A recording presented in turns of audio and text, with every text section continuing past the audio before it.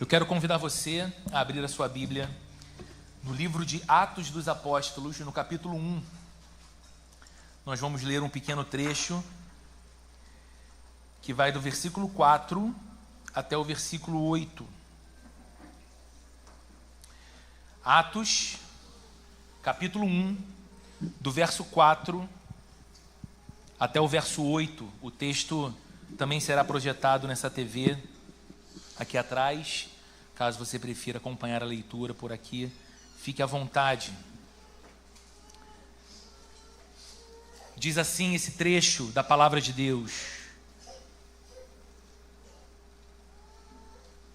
Versículo 4. Certa ocasião, enquanto comia com eles, deu-lhes esta ordem: não saiam de Jerusalém, mas esperem pela promessa de meu Pai, da qual falei a vocês. Pois João batizou com água, mas dentro de poucos dias vocês serão batizados com o Espírito Santo. Então, os que estavam reunidos lhe perguntaram: Senhor, é neste tempo que vais restaurar o reino a Israel? Ele lhes respondeu: não compete a vocês saber os tempos ou datas que o Pai estabeleceu pela sua própria autoridade, mas receberão poder quando o Espírito Santo descer sobre vocês, e serão minhas testemunhas em Jerusalém, em toda a Judéia e Samaria e até os confins da terra. Até aqui, vamos orar mais uma vez. Nós te agradecemos muito, Senhor, por essa manhã, pela oportunidade tão maravilhosa que o Senhor nos dá de mais um domingo estarmos reunidos como igreja, tendo o privilégio de adorar o Teu nome com os nossos irmãos, orar, cantar e saber que tudo isso faz todo sentido, porque não cantamos a uma memória antiga, não exaltamos uma lembrança de um passado que não volta mais, nem projetamos a nossa emoção a qualquer outra coisa que não possa interagir conosco, mas adoramos, oramos, servimos ao Cristo vivo. O Senhor reina, que está presente em nosso meio.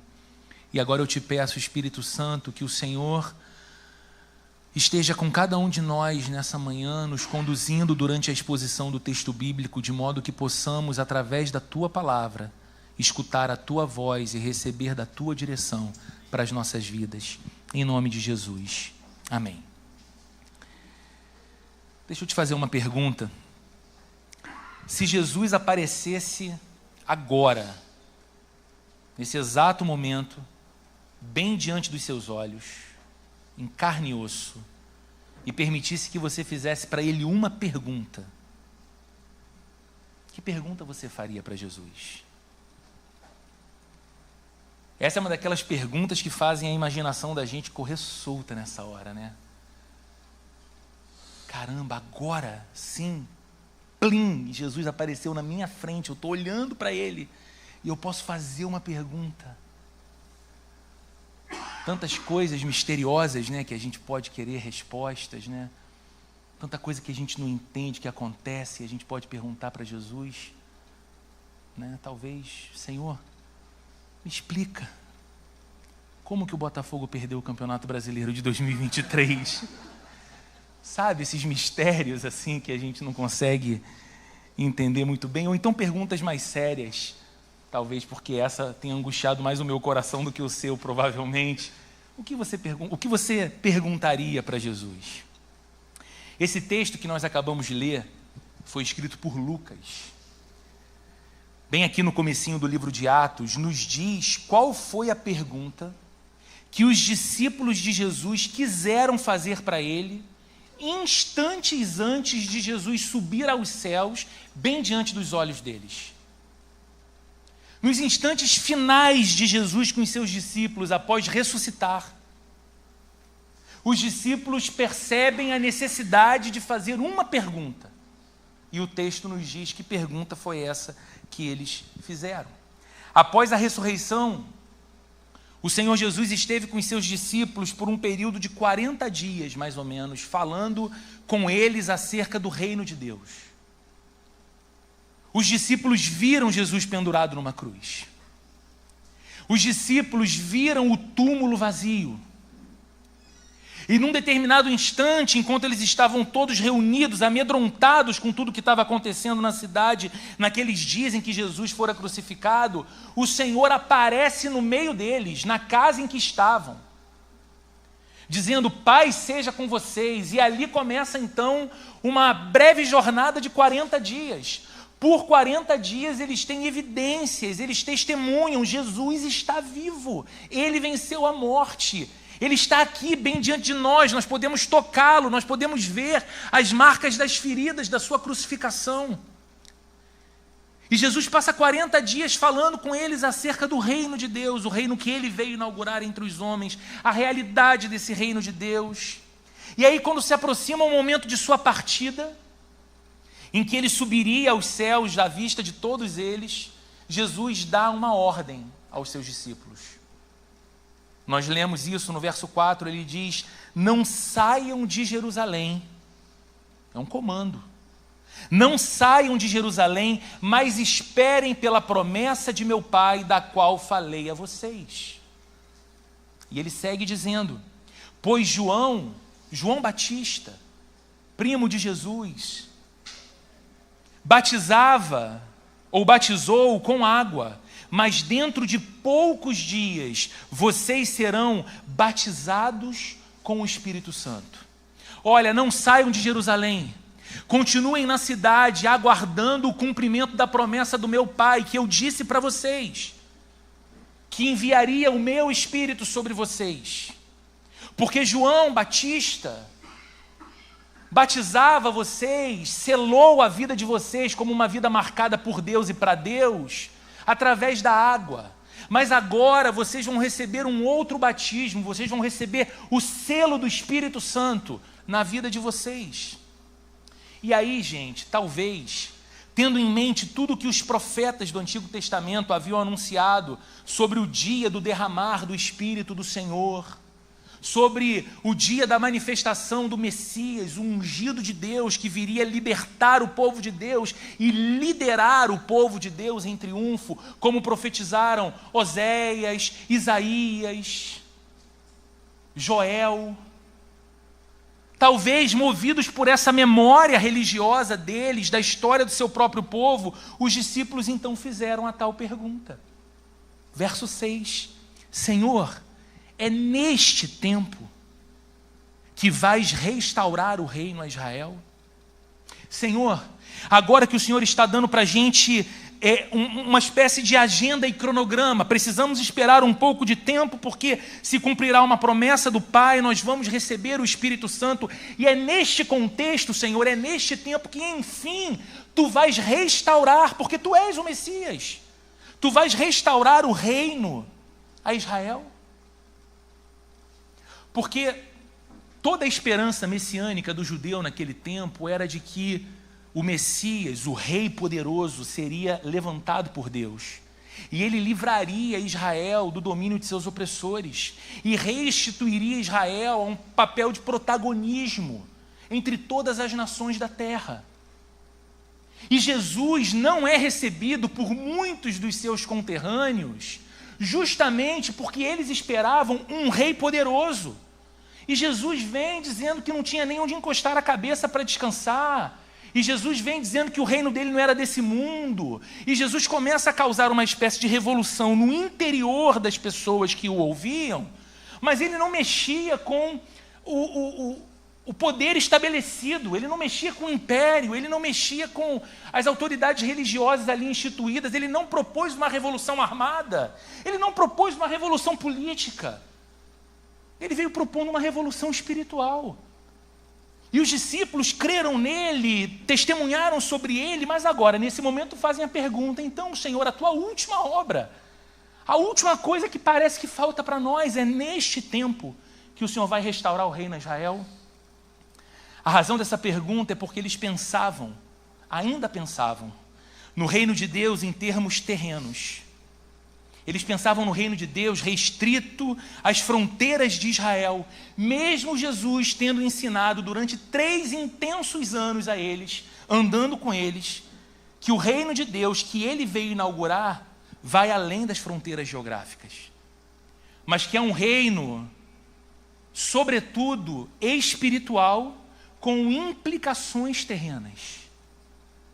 O reino de Deus é uma realidade espiritual que transforma de dentro para fora, e porque transforma de dentro para fora, altera também a realidade do contexto e do entorno. Esse é o reino que Jesus veio trazer. Mas eles ainda estavam pensando em categorias geográficas e políticas. E a resposta de Jesus, que nós lemos, versos 7 e 8, e aqui está a ênfase da reflexão que eu quero ter conosco nessa manhã, diz assim: e ele lhes respondeu: não compete a vocês saber os tempos ou as épocas que o Pai estabeleceu pela sua própria vontade. Mas vocês receberão poder quando o Espírito Santo descer sobre vocês, e serão minhas testemunhas, tanto em Jerusalém, como em toda a Judéia e Samaria e até os confins da terra. Para algumas pessoas, numa primeira leitura, pode parecer que Jesus repreende os discípulos.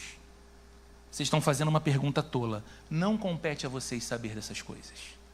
Mas, na verdade, Jesus não está repreendendo os discípulos pela pergunta que fazem. O que Jesus faz aqui é ampliar a compreensão deles, tanto a respeito da soberania de Deus, quanto principalmente da extensão da missão cristã, e o que torna a missão cristã no mundo possível. Quando ele diz, não compete a vocês saber os tempos e as épocas que o Pai determinou, sabe o que Jesus está dizendo? Vocês precisam entender de uma vez por todas que o Pai Celestial de vocês é o Deus soberano. Ele tem absoluto controle sobre tudo, e nem em todo tempo vocês compreenderão as suas obras, ou o seu modo de agir, ou o seu caminho, ou o porquê de alguns caminhos. Não compete a vocês saber os tempos ou as épocas que o Pai determinou em sua soberania. Mas saibam de uma coisa, se vocês precisam saber de algo, saibam disso: vocês vão receber poder ao descer sobre vocês o Espírito Santo. E então, vocês que estão pensando em categorias tão limitadas geograficamente, vocês que estão pensando no reino de Deus como uma manifestação política de uma única nação, saibam, vocês serão as minhas testemunhas, tanto em Jerusalém, onde vocês estarão aguardando pelo cumprimento da promessa, como na Judéia, como na Samaria e até aos confins da terra. Eles pensavam em algo local, eles pensavam em algo situacional, e Jesus estava apontando para eles a realidade de uma missão global. E talvez eles se perguntassem internamente: mas como? Olhe para nós. O Senhor que nos escolheu sabe muito bem das nossas condições tão limitadas. O Senhor nem nos encontrou no templo estudando teologia. A gente estava na praia pescando, a gente estava no caminho, a gente estava trabalhando, e o Senhor foi nos chamando para perto. Nem os nossos líderes religiosos viam em nós algum tipo de talento ou vocação. O Senhor que decidiu ver. Como que o Senhor está dizendo que agora, após algo que o Pai fará em nós, nos banhar com o seu Espírito Santo, nós vamos dar testemunho do Senhor, não apenas aqui em Jerusalém, que já seria um desafio terrível. Judéia aqui do lado, Samaria, um povo que a gente não gosta, mas até os confins da terra. E Jesus responde o como. Por causa do poder que eles receberiam do Espírito Santo. Há, portanto, aqui nessa passagem, em especial nessa resposta que Jesus dá à pergunta deles, 2 pontos principais que me chamam a atenção e eu queria considerar com você nessa manhã.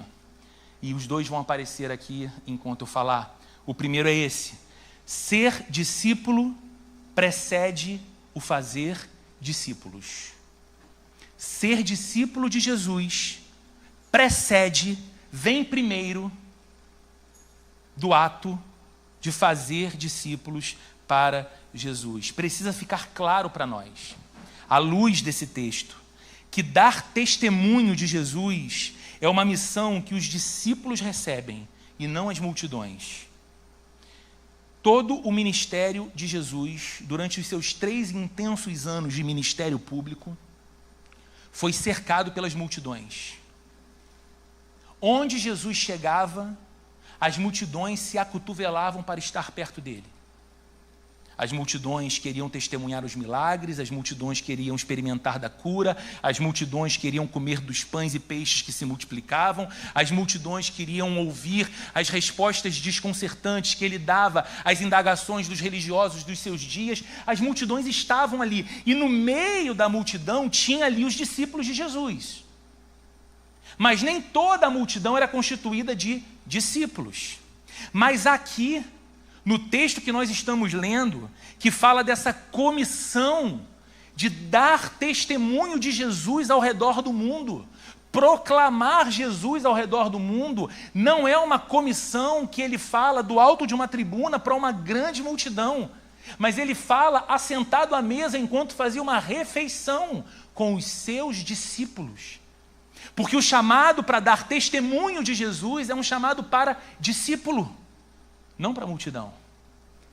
É um chamado para quem está andando com Jesus em aliança e compromisso com Ele, e não para quem curte Jesus, para quem é fã de Jesus, para quem gosta de ver o movimento que Jesus pode produzir. Aqui no texto nós lemos sobre a promessa do derramar do Espírito Santo, que capacitaria esse testemunho cristão por parte dos discípulos que viram a ressurreição do Senhor. Todos estes que estavam aqui ouvindo essas palavras de Jesus, não saiam de Jerusalém, permaneçam até que do alto vocês sejam revestidos pelo poder do Espírito Santo, e então vocês serão as minhas testemunhas. Todos esses eram testemunhas oculares da ressurreição de Jesus. Viram que ele venceu a morte. E estavam ali em total compromisso com ele, com sua vida. Nós não podemos separar o ato de seguir Jesus do ato de ajudar pessoas a seguirem Jesus. Parece óbvio, é óbvio, mas como diz o meu querido amigo Dodô, o óbvio precisa ser dito sempre. É necessário ser testemunha de Jesus para que se possa testemunhar a respeito dele. Tem coisa mais básica do que isso? Não. Mas por que a gente não vê o básico aplicado à prática tantas vezes? É necessário ser, como esses homens foram, testemunhas do fato de que Jesus está vivo, de que Ele é Rei, de que Ele é Senhor, de que Ele tem domínio sobre a vida e sobre a morte, de que é Ele quem comissiona os seus discípulos, que é Ele quem transforma a vida dos seus discípulos. É necessário ser testemunha do poder de sua ressurreição em sua própria vida, para que então você possa dar testemunho dele. E não levar isso em conta, amigos, é a razão de muitos problemas. A causa de não conseguirmos ver uma cultura de discipulado em muitas igrejas dos nossos dias está bastante relacionada a essa separação. Essa separação de que para fazer discípulos para Jesus é necessário antes ser discípulo de Jesus. E quando eu falo de cultura de discipulado nas igrejas, eu não estou falando de métodos de discipulado ou de métodos de crescimento de igreja. Isso nós temos muito. Isso nós temos em toda parte. Agora, discipulado bíblico, andar com Jesus e ajudar pessoas para que andem com Jesus também, nós não temos visto porque temos falhado na primeira missão, principalmente, de andar com Ele, de ser discípulos dEle. Separamos o que não se deve separar, e aí a tragédia é inevitável. Qual é a tragédia? Gente que não segue Jesus de verdade, tentando ajudar pessoas a seguirem a Jesus de verdade. Algo como um cego guiando outro cego. Já ouviu essa frase? Sabe quem disse? Jesus. Sabe para quem? Para os religiosos do seu tempo. Dizendo para eles: vocês são guias cegos. Vocês são cegos tentando guiar outros cegos. E isso vai levar à ruína e à destruição. O que acontece quando nós separamos o que não se pode separar, de que para fazer discípulos para Jesus é necessário primeiro ser discípulos de Jesus, é que podemos nos tornar cegos, tentando guiar outros cegos. Ou então aquilo que é mais terrível do que isso. Pessoas que não seguem o Evangelho, que não se renderam ao Evangelho ao ponto de verem o Evangelho modelando seu coração, tentando ensinar outras pessoas a seguirem o Evangelho. Certeza que essa outra frase você já ouviu bastante, conhece bem: faça o que eu digo, não faça o que eu faço. Ter a minha vida comprometida com o Evangelho é muito sacrificial. Mas eu entendo o que o Evangelho me pede. Olha, eu sou capaz de entender a ética cristã que o Evangelho indica. Então, de alguma forma, eu acho que eu posso ajudar as pessoas, indicando para elas o caminho. Olha, moralmente falando, como um cristão, deve ser assim sua conduta. Olha, como um cristão, a sua ética deve passar por esse campo aqui. Eu já entendi. Eu, inclusive, participei de algumas classes de teologia, eu li alguns autores bem bacanas, bem badalados, e assim, eu posso te ajudar. Só que ele não se ajuda porque ele não se ensina, porque ele não se inclina ao Evangelho. O discipulado é uma maneira de influenciar pessoas, pela capacidade que temos de impactar as suas vidas com o nosso exemplo. No caso, esse exemplo é a imitação de Jesus, como seus discípulos. Talvez você lembre de Paulo, escrevendo na primeira carta aos Coríntios, no capítulo 11, verso 1, ele disse assim: sejam meus imitadores, como também sou imitador de Cristo. A gente vive numa cultura que procura muito protagonismo do indivíduo, não é? Hoje faz muito sentido você virar para alguém e falar assim: olha, pode olhar para mim, me segue. Se celebra a cultura de você ter muitos seguidores, inclusive. As redes sociais estão aí dando prova disso para a gente. Quanto mais seguidores você tem, provavelmente mais influente você é. Mais impacto você tem causado na vida daqueles que te seguem. Só que a cultura do discipulado bíblico é uma cultura em que eu só posso pedir para que alguém imite a minha vida na proporção que eu estou imitando a vida de Jesus. O parâmetro é Paulo dizendo: sejam meus imitadores, sim, como eu também sou imitador de Cristo. Ou seja, a única motivação pela qual ser modelo para alguém deve nos interessar é porque ser um discípulo de Jesus desperta ainda mais a admiração das pessoas por Jesus. Só que o que acontece nesse mundo narcisista que nós vivemos? O que acontece nesse mundo onde nós somos apaixonados pela nossa própria imagem, constantemente e cada vez mais? Nós queremos sim que as pessoas olhem para nós e nos admirem.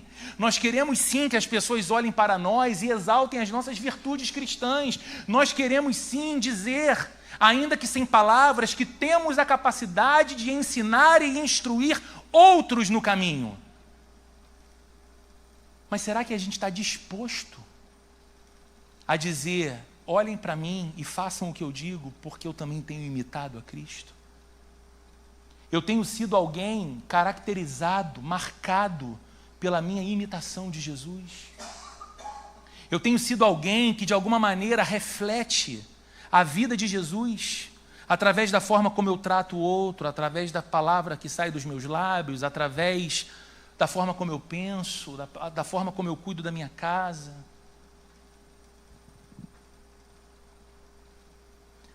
Um antigo pastor metodista que viveu no final do século XIX, chamado Edward McHenry Bounds. Ele é muito conhecido pelas iniciais E.M. Bounds. Tem um livro dele que se tornou um clássico cristão. Se você não leu, eu indico muito que você leia. Chama-se O Poder através da Oração. Nesse livro, E.M. Bounds diz o seguinte, num determinado momento: a igreja está procurando métodos melhores. Eu acho fantástico pensar que no final do século XIX o cara já conseguia perceber que havia essa mentalidade. A igreja está procurando métodos melhores, mas ele segue: Deus está procurando pessoas melhores.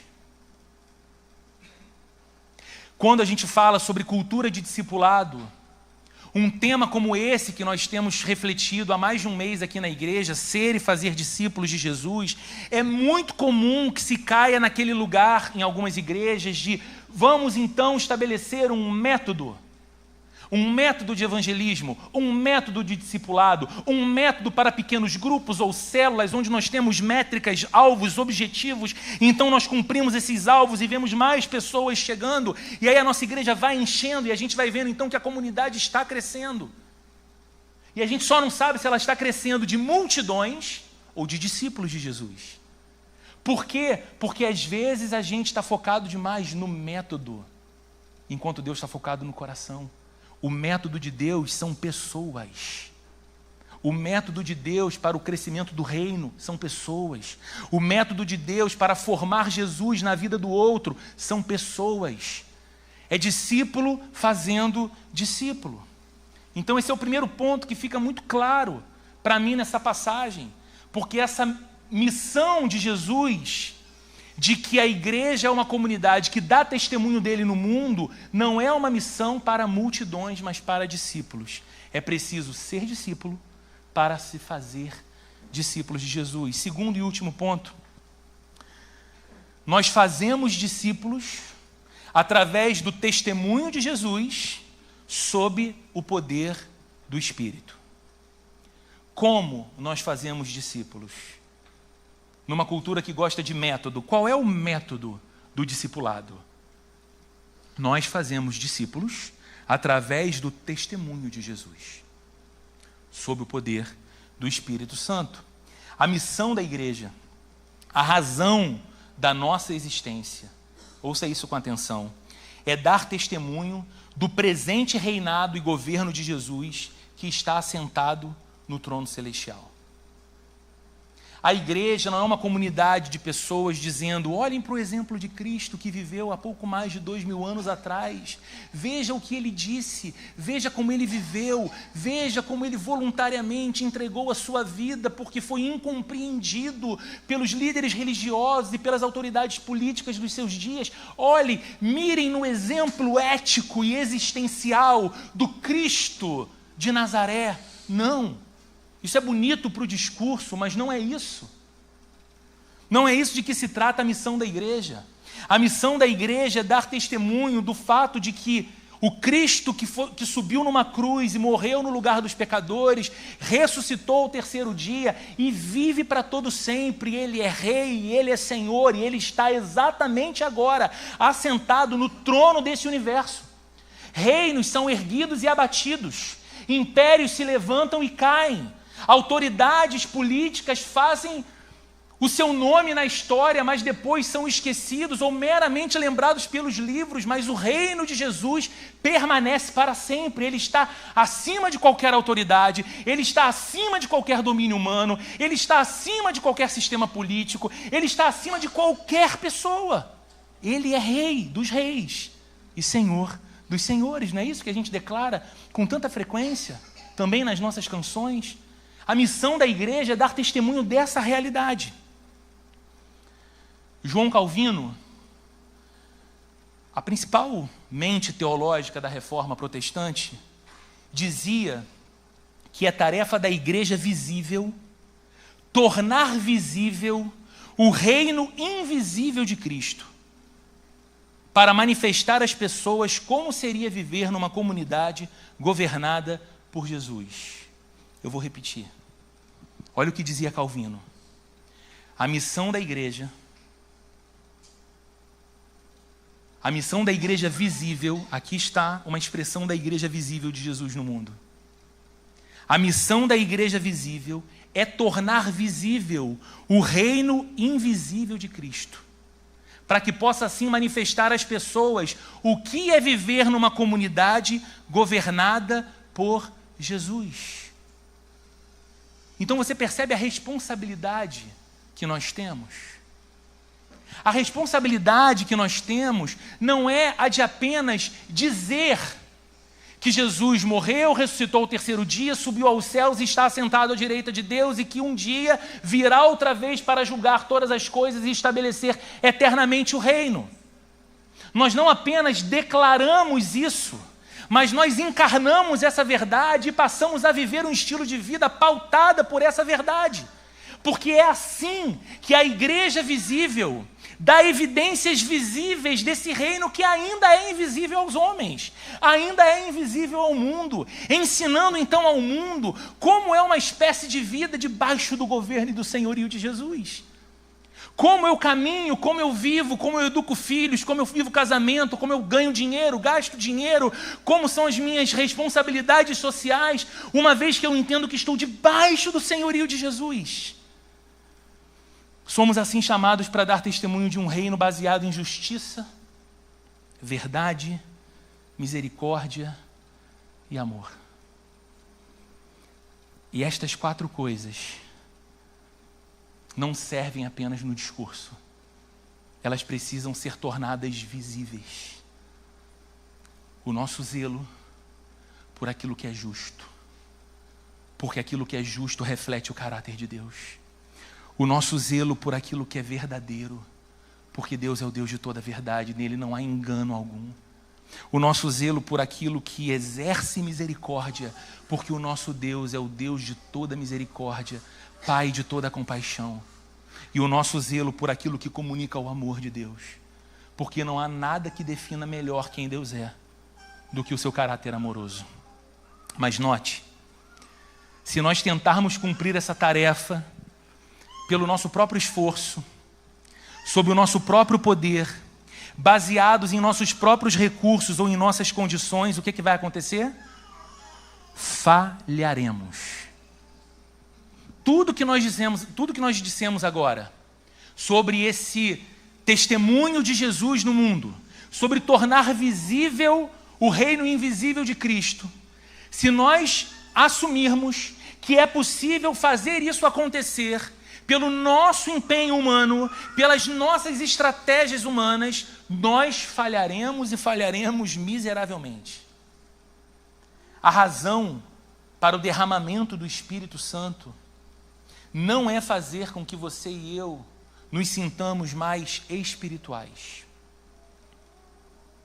E eu sei que falando isso posso tocar em alguma medida em alguns temas sensíveis, mas quero fazê-lo mesmo assim. A razão principal do derramar do Espírito Santo não é fazer com que você se sinta, ao ser preenchido por Ele, batizado por Ele, mais espiritual. A razão do derramamento do Espírito Santo não é nos fazer sentir algum tipo de êxtase espiritual que nós não conseguimos explicar racionalmente, mas sabemos ser viva e verdadeira aquela experiência. E sim, eu creio na experiência espiritual.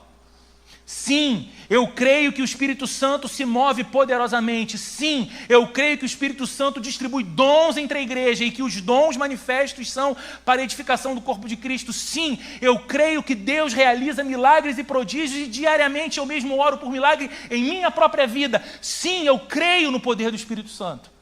Mas a razão última do derramar do Espírito Santo não é essas expressões ou essas experiências de um poder sobrenatural que nós podemos desfrutar e é bom quando desfrutamos.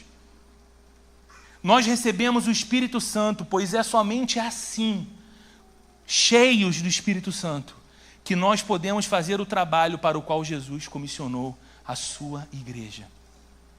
Esperem em Jerusalém, aguardem pelo cumprimento da promessa do meu Pai, até que do alto vocês sejam revestidos com o poder do Espírito Santo, e então vocês serão as minhas testemunhas em toda parte, em todo o mundo. É muito importante, queridos, entendermos isso, porque de modo contrário, nós podemos ser desencorajados a dar testemunho de Jesus com base no nosso medo. Nosso medo de não sermos compreendidos, nosso medo de não sermos aceitos, o nosso medo de falharmos. se a gente não compreende que essa missão só é possível debaixo da autoridade de Jesus e do poder do Espírito Santo, nós seremos desencorajados ao testemunho de Jesus, talvez com base em nossa timidez. Olha, eu não sou de falar, eu não sei me expressar muito bem. Quanto mais um tema como esse, que pode ser sensível ao outro que me ouve. Não, eu sou tímido demais para essa tarefa. Talvez, se não compreendermos que é debaixo do poder do Espírito Santo que damos testemunho de Jesus, nós vamos ser desencorajados ao testemunho cristão, baseados em nosso pouco conhecimento bíblico. Porque vamos dizer, olha, eu acho que eu ainda não estudei a Bíblia bastante, eu ainda não entendi teologia o bastante, alguém vai me fazer uma pergunta muito complexa e muito difícil, que vai exigir a perícia de um apologeta, e eu não vou ter a capacidade de defender a fé assim, vou passar vergonha, então não, é melhor não. Outros, até sendo muito sinceros, não vão se sentir encorajados a dar testemunho cristão com base em sua inconstância. Eles olham para a sua própria vida e dizem, olha, há momentos em que eu me sinto com o coração muito aquecido por Deus, mas há umas fases da minha vida que eu me sinto assim mais desanimado. E aí eu acho que essa oscilação, essa montanha-russa da minha vida, essa inconstância, vai comprometer o testemunho, então é melhor não dar o testemunho. Todos esses argumentos são baseados numa percepção de que eu vou na minha força fazer esse trabalho. E a Bíblia está dizendo bem claramente que nós só conseguimos dar testemunho sob o poder do Espírito Santo. E veja, essa era a mesma condição dos discípulos de Jesus antes do derramar do Espírito. Esses argumentos, medo, timidez, incoerência, inconstância, marcavam a vida desses mesmos discípulos. Eles não foram constantes o tempo todo, eles não ficaram ao lado de Jesus como prometeram que ficariam. Vocês lembram de Pedro? Jesus, ainda que todos te abandonem, eu vou contigo até o final. Negou Jesus 3 vezes. Todos eles sentiram medo. Quando no jardim de Getsêmani Jesus é preso, eles correm, eles fogem desesperados, tentando salvar a própria vida, tentando preservar a própria liberdade, os mesmos que disseram, estamos prontos para ir contigo até a morte, se for preciso. Eles foram incrédulos. Não só Tomé, que ficou marcado pela incredulidade, né? Mas todos os outros. O próprio Pedro, quando chamado por Jesus para andar sobre as águas. Os discípulos no meio da tempestade, vendo o barco naufragar. Incrédulos. Eles eram tão vaidosos. Eles disputavam entre si quem era mais importante, quem era mais legal, quem era o preferido de Jesus. Era uma coisa tão comum entre eles que um dia a mãe de 2 deles chegou para Jesus e teve o disparate materno de dizer assim, Jesus, quando vieres em teu reino, quero te pedir um favor simples, favor de mãe.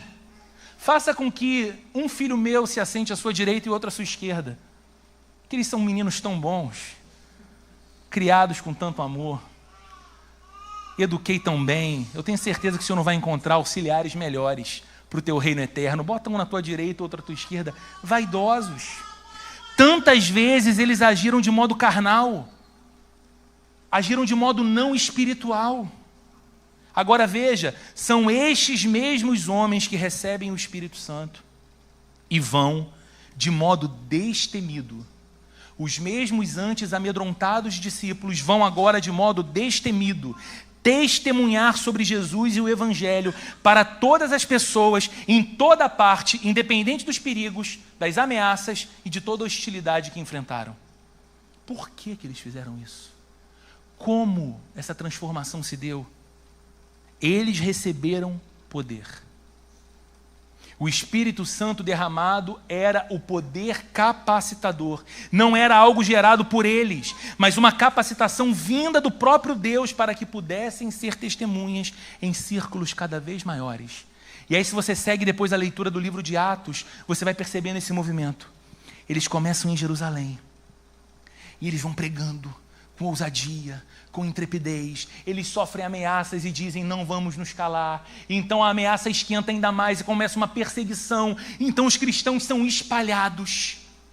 Eles não ficam mais numa mesma cidade, eles se espalham por conta da perseguição. Mas agora, onde eles chegam, eles não se escondem, porque eles são cheios do Espírito Santo agora. Onde eles chegam, eles continuam dando testemunho de Jesus. E aí é Judeia, Samaria, Tessalônica, Decápolis, Éfeso, Colossos, várias outras cidades. Os discípulos vão chegando e o testemunho de Jesus vai sendo proclamado e os círculos vão aumentando cada vez mais. Roma, Espanha, Europa, continente americano, o evangelho chegou até nós e até hoje os efeitos desse poder do Espírito derramado segue operando o testemunho de Jesus ao redor do mundo. E esse era o testemunho. Hoje eu estou pregando junto com Pedro, vocês perceberam? Ele ama, ele ouve o nome dele, ele sabe que é com ele. Ele está acostumado a ouvir essa voz desde a barriga da mãe. Vai ser pregador, fala Pedro. João Calvino dizia, irmãos, isso é uma oportunidade para nós. João Calvino dizia que o som da voz das crianças no culto ao Senhor era uma antecipação do som dos céus. Isso precisa ser glorioso para nós também. Isso precisa ser glorioso para nós também. Esse era o testemunho dos discípulos. Eles deviam anunciar o que Jesus realizou em sua primeira vinda a esse mundo.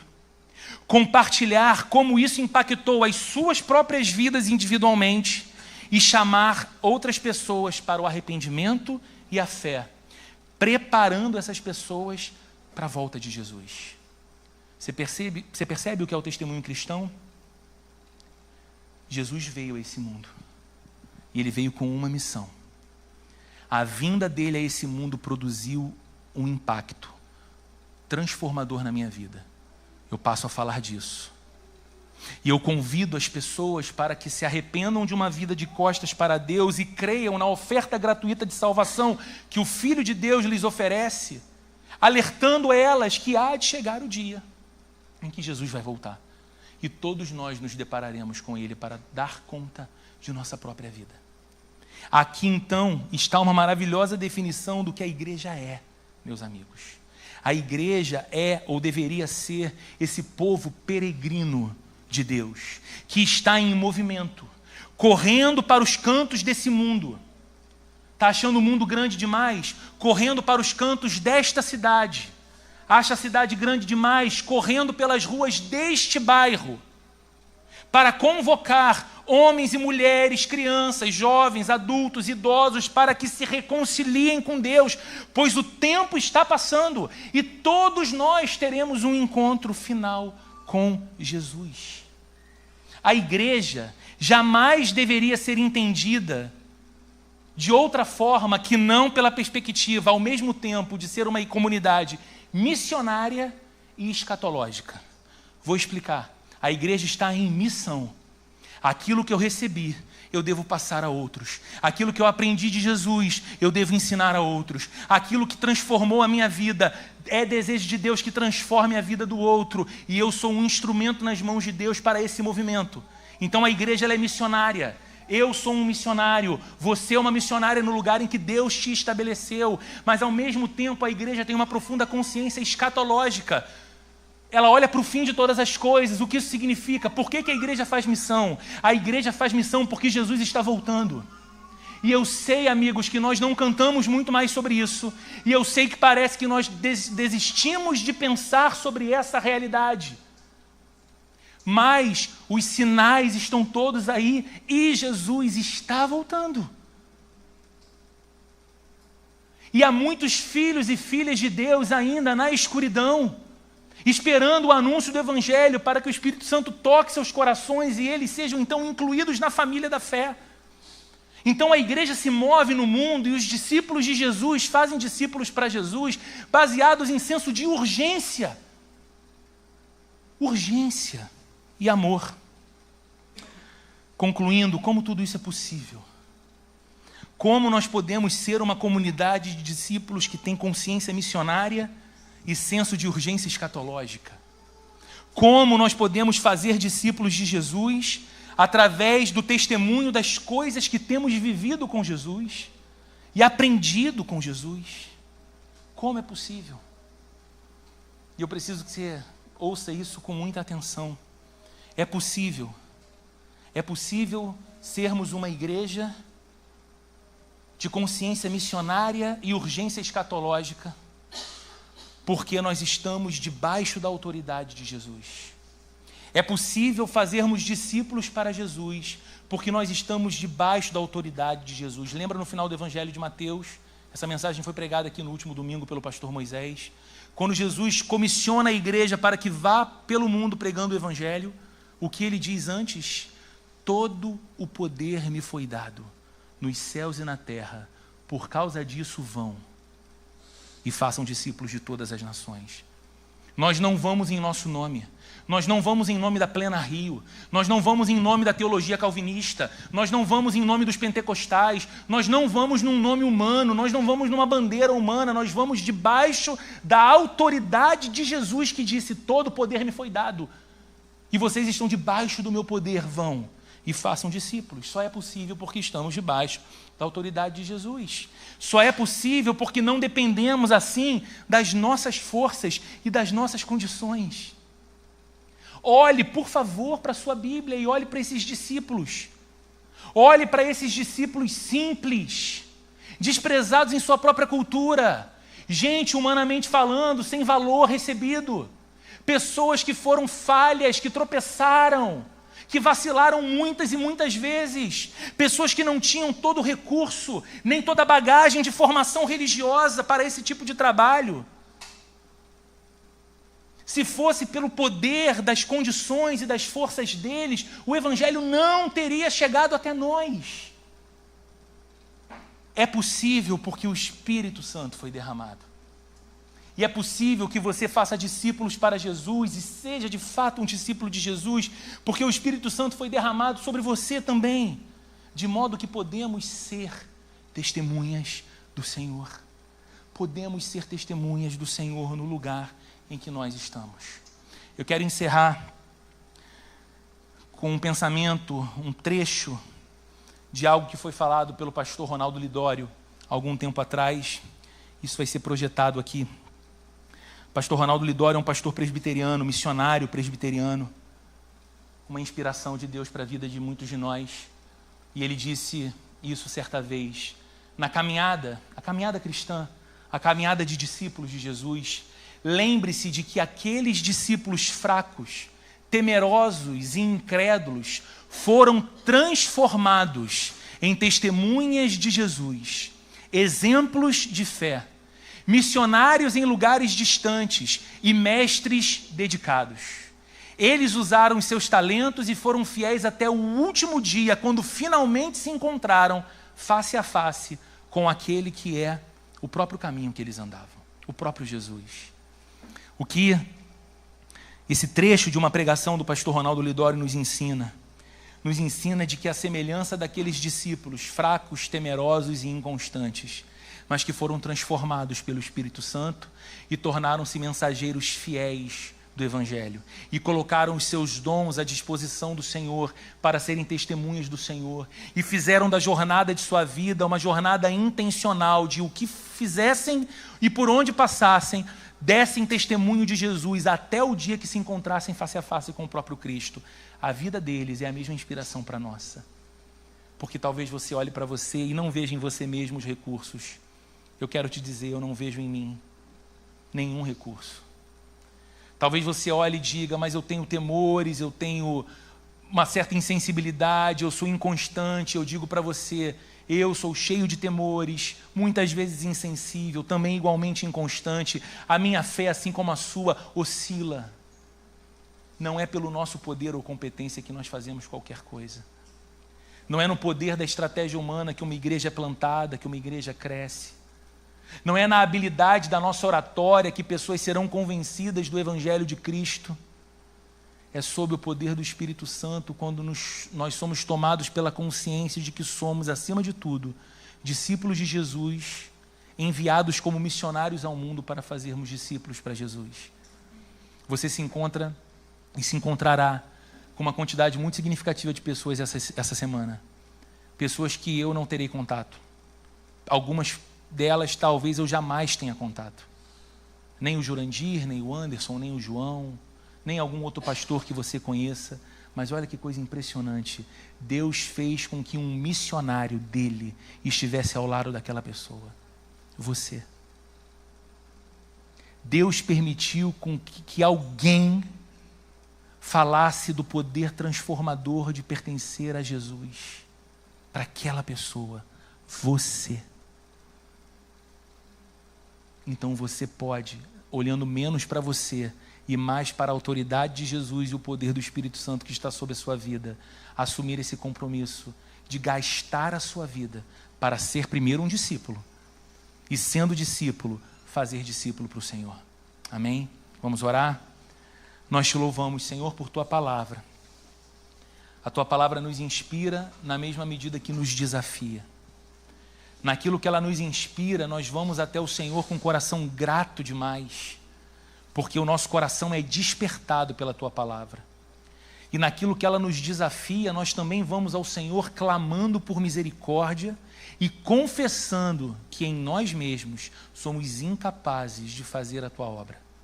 A Tua obra é maior do que a nossa vida, a Tua obra é santa enquanto nós não somos, mas o Senhor escolheu esse caminho tão louco para a nossa percepção, de usar gente finita e limitada como nós somos, para o progresso da causa do Evangelho nesse mundo.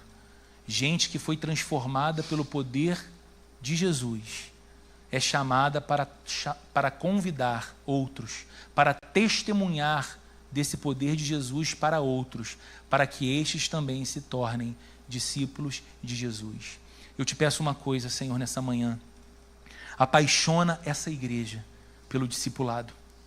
Apaixona essa igreja, Senhor, pelo compromisso de andar com o Senhor em qualquer tempo, em qualquer circunstância, em qualquer desafio. Encoraja essa comunidade, Senhor, a ser formada por homens e mulheres crentes que andam com Jesus nos dias mais ensolarados e de grandes bênçãos e conquistas, mas que também andam fielmente ao lado de Jesus nos vales sombrios da dor, da doença, da enfermidade, do luto, da perda. Porque a nossa fidelidade ao Senhor não deve estar condicionada à condição da vida que provamos, mas ela está condicionada à obra perfeita que o Senhor realizou na cruz por nós. E nos apaixona, Senhor, pelo chamado de fazer do testemunho cristão a nossa maior proclamação, de modo que outros, pela Tua graça, bondade e misericórdia, se tornem discípulos de Jesus através do nosso testemunho. Que o Senhor faça dessa igreja uma igreja saudável na cidade, que juntamente com outras igrejas do Senhor saudáveis também nessa cidade, possamos dar um testemunho fiel do Evangelho de Cristo e possamos ver a transformação real das estruturas até dessa cidade, da forma como as pessoas vivem, a redução dos índices da violência e da desigualdade, porque se torna mais visível aos homens a manifestação do reino invisível de Cristo através dos discípulos de Jesus. Que o grande amor de Deus o Pai, a graça de nosso Senhor e Salvador Jesus Cristo e a comunhão e a consolação do Espírito Santo esteja presente com todos nós, hoje e para todo sempre. Amém e amém.